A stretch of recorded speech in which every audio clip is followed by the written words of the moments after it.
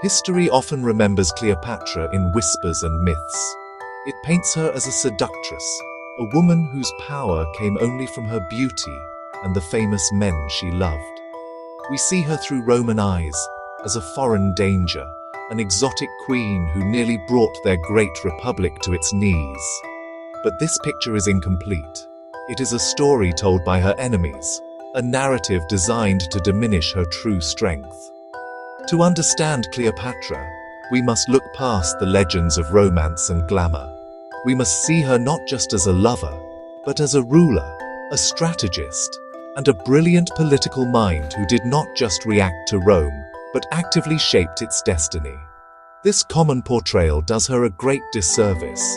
It reduces a formidable monarch to a mere character in the stories of Julius Caesar and Mark Antony. The truth is far more complex and, honestly, much more interesting. Cleopatra was not powerful because of these men. She formed alliances with them because she was already powerful. She was the leader of the richest kingdom in the Mediterranean, a land with ancient traditions and immense resources. Her intellect, her education, and her sharp political instincts were her greatest assets.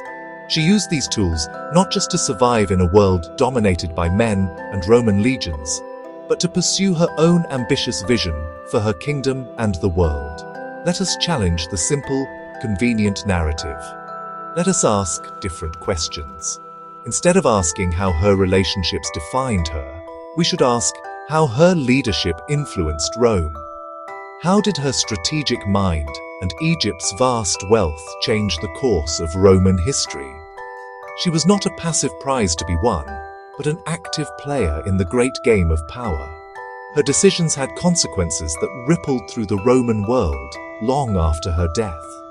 She was a force of history in her own right, a queen who dared to match wits with the most powerful men of her age. This essay will explore the real Cleopatra. We will journey back in time to Alexandria, a city of learning and culture, where a young princess was molded into a queen. We will re-examine her alliances, not as love affairs, but as calculated political partnerships. We will see how her support was crucial to both Caesar and Antony, and how her ultimate defeat ironically paved the way for the Roman Empire's golden age.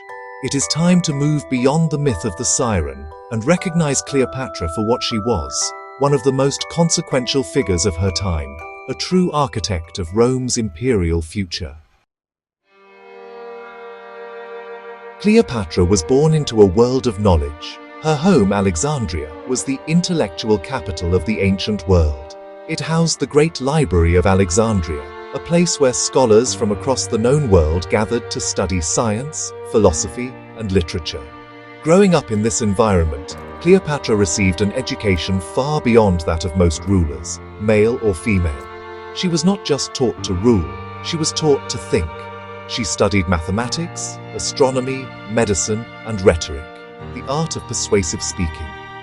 This was the foundation of her power, a mind sharpened by the greatest thinkers of her time. Her intellect was her most formidable weapon. Her linguistic ability was legendary. While her Ptolemaic ancestors, who were of Greek Macedonian descent, often refused to learn the local language, Cleopatra was different. She was the first in her dynasty to speak Egyptian fluently. This showed deep respect for her people and allowed her to connect with them directly without needing an interpreter. But her skills did not stop there. Ancient writers claim she spoke at least 9 languages, including Greek, Latin, Hebrew, and the languages of the Ethiopians, Arabs, and Syrians. This was not just a party trick, it was a powerful diplomatic tool that allowed her to negotiate directly with foreign ambassadors and leaders. This deep understanding of language and culture gave her a significant advantage in politics. She could grasp the nuances of different peoples, understanding their motivations and their histories. When Roman generals arrived in Egypt, they were not met by a naive young girl, but by a sophisticated monarch who could converse with them in their own language, Latin, and debate points of law and philosophy. She understood Roman politics as well as she understood her own. She knew the players, the factions, and the deep-seated rivalries that drove the Republic's leaders.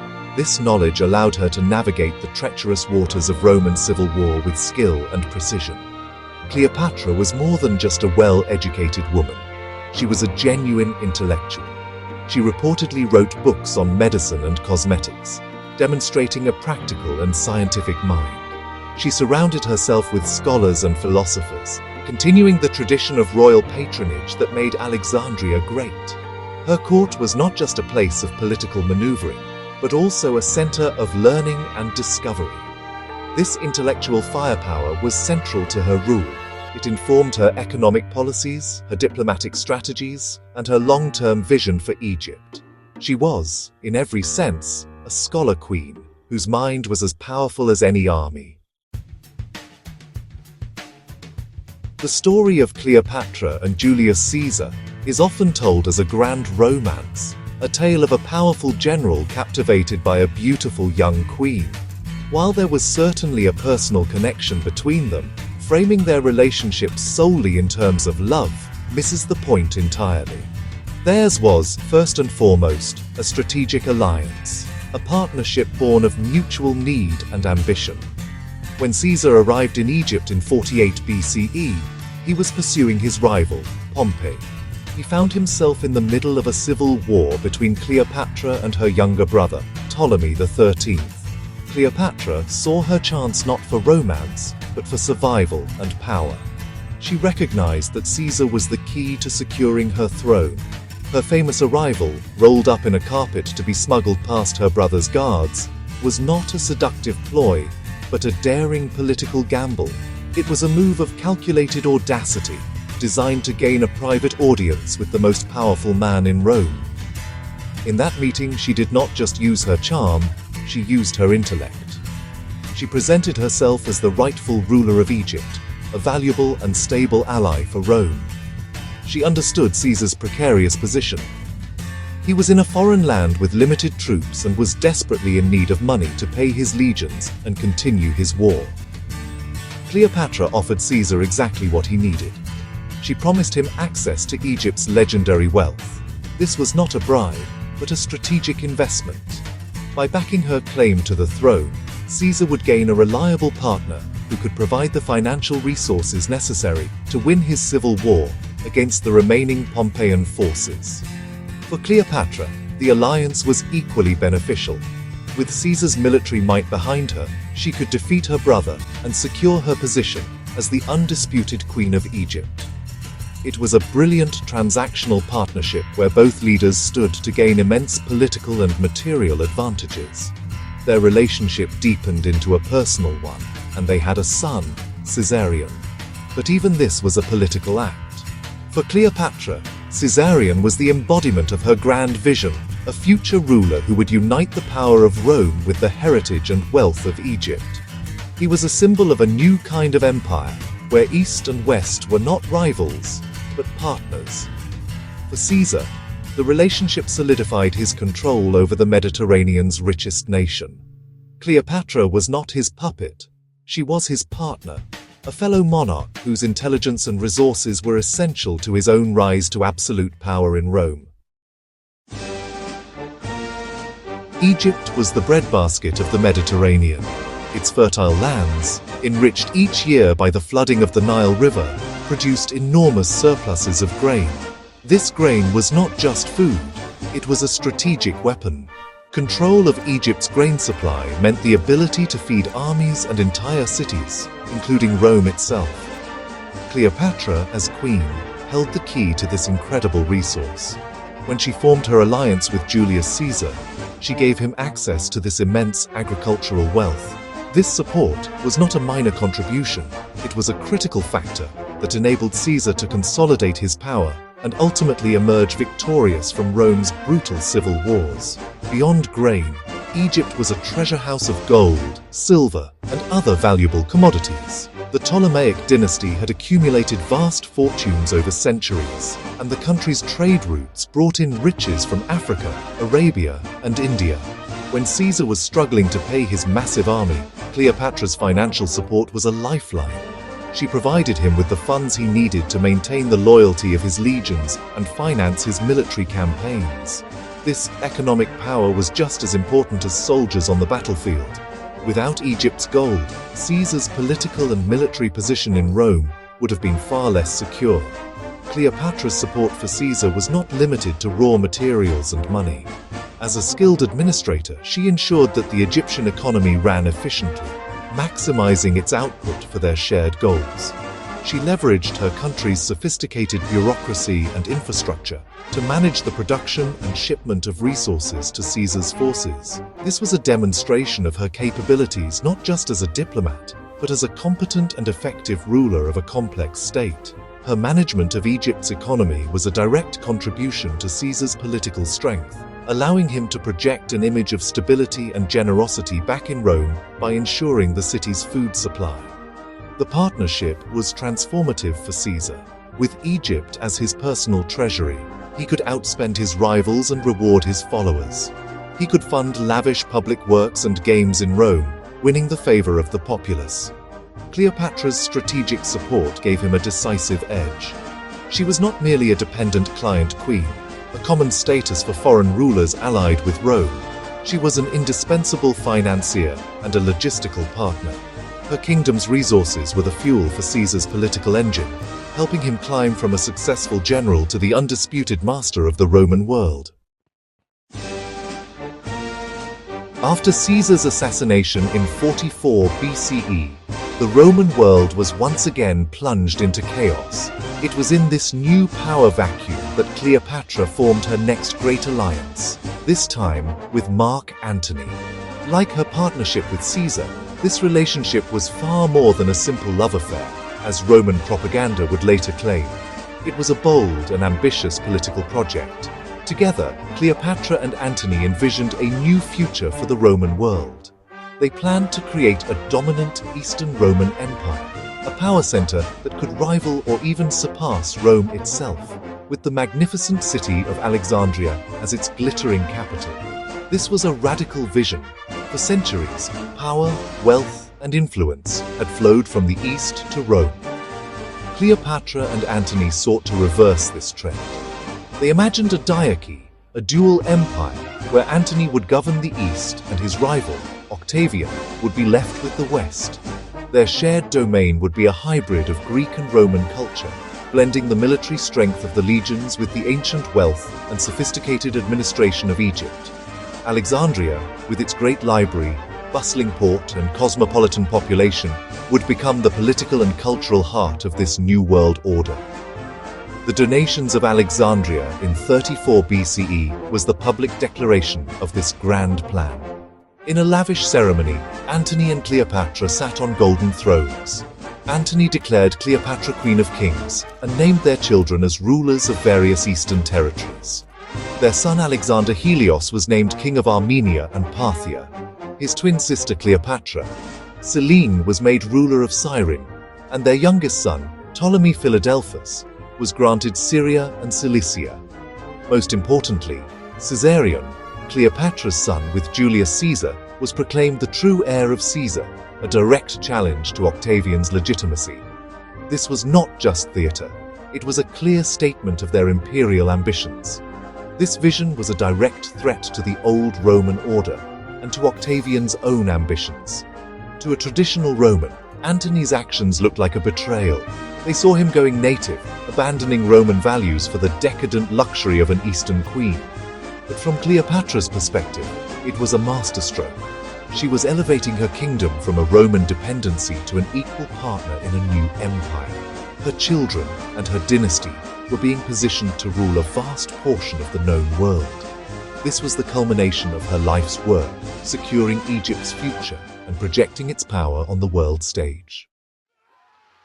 The looming conflict between Mark Antony and Octavian was not just a struggle between two men. It was a battle between two halves of the Roman world. In this fight, Cleopatra's support for Antony was absolute and indispensable. She placed the entire might of her kingdom at his disposal. This went far beyond personal encouragement. It was a massive commitment of military and economic resources that enabled Antony to challenge Octavian for supreme control. Without Cleopatra and Egypt, Antony's campaign would have been impossible. She was not just his ally, she was his quartermaster, his banker, and his chief strategic partner. Egypt's financial contribution was staggering. The war was incredibly expensive, requiring funds to build ships, manufacture weapons, and, most importantly, pay the soldiers. Cleopatra poured her nation's immense wealth into the war effort. She provided Antony with the silver and gold needed to mint coins for his legions, ensuring their loyalty at a critical time. This financial power allowed Antony to assemble a formidable army and navy, matching and at times exceeding the forces that Octavian could muster. While Octavian had to impose heavy taxes on Italy, Antony was financed by the seemingly bottomless treasury of the Ptolemies. Beyond funding, Egypt provided critical military hardware. The kingdom had its own powerful navy and extensive shipyards, capable of building warships on a grand scale. Cleopatra personally financed and supervised the construction of a large portion of Antony's fleet. Her ships, combined with Antony's, created a massive armada that could dominate the seas. She also provided legions of her own soldiers and vast quantities of grain to feed Antony's entire army. When the final confrontation at Actium approached, Cleopatra was not waiting passively in Alexandria. She was on her flagship, personally commanding her own squadron of 60 Egyptian warships. This deep involvement shows that Cleopatra was no mere consort. She was a co-commander in a war for the future of the world. Octavian's propaganda machine in Rome worked tirelessly to portray the war not as a Roman civil war, but as a foreign invasion led by a wicked Eastern queen who had bewitched a noble Roman general. This was a clever political move, but it obscured the reality. The reality was that Antony and Cleopatra were a unified command. Her resources, ships, and strategic input were central to his campaign. She was all in, risking her kingdom and her life for their shared vision of a new empire. The Battle of Actium in 31 BCE was a disaster for Cleopatra and Antony. Their combined fleet was defeated by the smaller, more agile ships of Octavian, commanded by his brilliant general Agrippa. Following the defeat, their support crumbled, and one by one, their legions and client kings defected to the victorious Octavian. Within a year, Octavian had invaded Egypt. Faced with certain capture, Antony and then Cleopatra took their own lives. Her death marked the end of the Ptolemaic dynasty, the last of the Hellenistic kingdoms, and the end of Egypt's independence for nearly 2,000 years. On the surface, it was a complete and total failure. However, in a great historical irony, Cleopatra's defeat and death were instrumental in creating the very thing she fought to control, a stable, unified Roman Empire. With Antony gone, Octavian, soon to be renamed Augustus, stood as the sole, undisputed master of the Roman world. The decades of brutal civil war were finally over. Octavian could now begin the process of rebuilding the Roman state, transforming the broken republic into an empire. The peace and stability he established, known as the Pax Romana, Roman peace, would last for over 200 years. This golden age was made possible by his victory over Cleopatra. Crucially, the foundation of this new imperial age was built upon the wealth of Cleopatra's fallen kingdom. Upon conquering Egypt, Octavian seized the legendary Ptolemaic treasury. This massive influx of gold and silver into Rome was unprecedented. It allowed Augustus to pay off his veterans, fund massive public works projects, and stabilize the Roman economy. He treated Egypt not as a regular province, but as his own personal estate, its vast grain production now feeding Rome directly, and its tax revenues flowing straight into the emperor's personal coffers. The wealth that Cleopatra had once used to challenge Rome now became the bedrock of its imperial power. In this way, Cleopatra's legacy is deeply woven into the fabric of the Roman Empire. Her life's work had been to accumulate and manage Egypt's resources to project power. After her death, those same resources were used by her conqueror to achieve a similar, though distinctly Roman goal. The economic engine she had so skillfully commanded was repurposed to run the new Roman Empire. So while she lost the war, her kingdom's riches provided the financial security that allowed Augustus to create a lasting peace. Her dream of a powerful, centralized state was realized, but under the eagle banner of Rome, not the cobra diadem of Egypt. When we think of the architects of the Pax Romana, we rightly credit Augustus for his political genius and vision. He ended the civil wars, reformed the government, and established a period of unprecedented peace and prosperity. However, it is essential to recognize the silent partner in this achievement, Cleopatra. Her role was unintentional, the result of her defeat, but it was no less critical. The stability of the early Roman Empire depended heavily on two things that Augustus gained directly from his conquest of Egypt: an enormous supply of money and an endless supply of grain. These were the twin pillars that Cleopatra had controlled and that Augustus now inherited. The grain from Egypt was the key to peace in the city of Rome itself. For decades, the Roman populace had suffered from food shortages and political instability. By securing Egypt's grain supply, Augustus could guarantee cheap and plentiful food for the capital's citizens. This policy, often called bread and circuses, kept the volatile urban population content and less likely to riot or support political rivals. Every shipload of grain that sailed from Alexandria to Rome was a testament to Cleopatra's former power, now repurposed to ensure the stability of her enemy's regime. She had managed this resource to build an empire. Augustus now used it to maintain one. Similarly, the seizure of the Ptolemaic treasury provided Augustus with the capital he needed to transform Rome. He famously boasted that he found Rome a city of bricks and left it a city of marble. This massive building program, temples, aqueducts, forums, and theaters, was largely financed by Egyptian gold. These projects not only beautified the city and improved public life, but also provided employment for thousands, further stimulating the economy. The wealth that Cleopatra had once used to fund Antony's armies was now being used to create the magnificent imperial capital that symbolized Roman power for centuries to come. Therefore, while Augustus was the celebrated founder of the Roman Empire, Cleopatra must be seen as its unseen architect. Her kingdom provided the raw materials, both economic and agricultural, that made the Pax Romana possible. She had spent her life cultivating Egypt's strength, intending to use it to forge her own empire.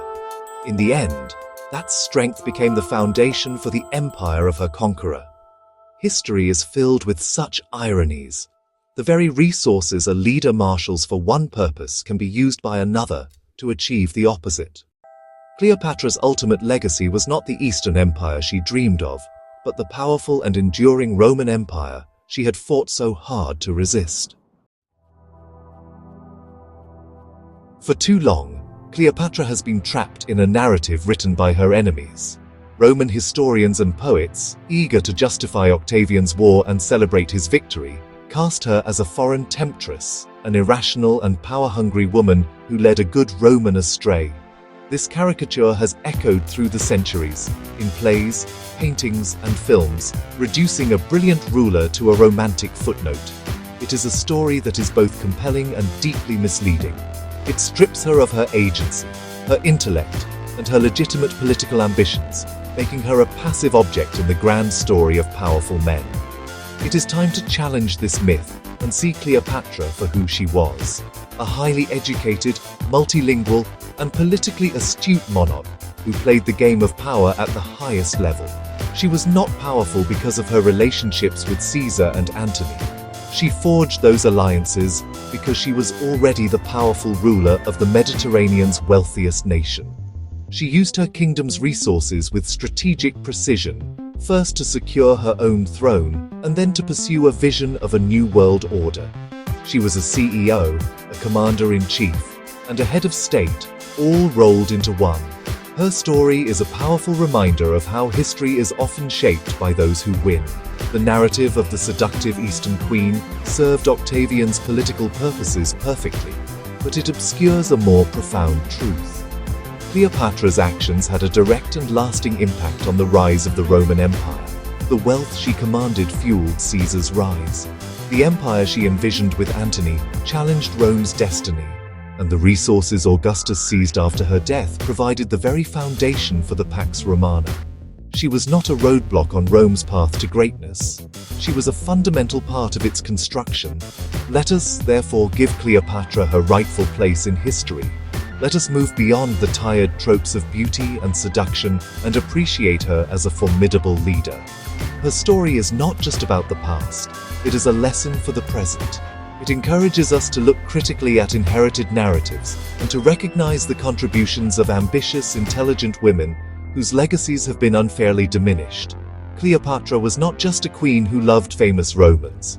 She was a queen who shaped Rome itself, an architect of empire whose influence we are only now beginning to fully understand. If you enjoyed uncovering the real story of Cleopatra and her impact on Rome, don't forget to like this video, subscribe for more fascinating history, and share it with friends who love powerful stories from the past. Help us bring more untold legacies to light.